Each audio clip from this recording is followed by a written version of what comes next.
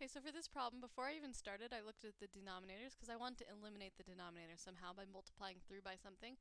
I noticed this was in kind of a weird form where it was the 1 minus the x squared.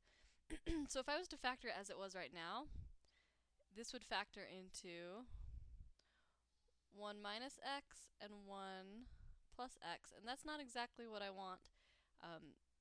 They don't look exactly like these. So what I did before I even did this part here was I factored out a negative from this right side of the equal sign.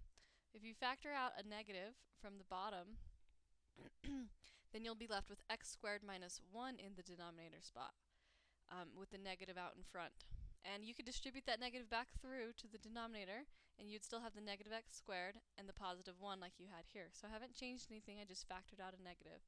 But now if you notice, now if I factor the x squared minus 1, it'll be x minus 1 and x plus 1, which is what these two are as well. So then I can multiply. So now that I've factored that negative out, now I can decide to multiply the whole equation through by x plus 1 times x minus 1, because that will eliminate all of our denominators. So if you look at that here, think about distributing this through to each of the three terms on both sides of the equal sign.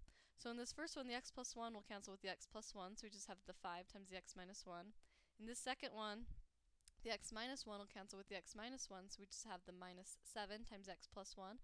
And in this last one, the whole x squared minus 1 cancels with the x plus 1 and the x minus 1, since x squared minus 1 is x minus 1 times x plus 1.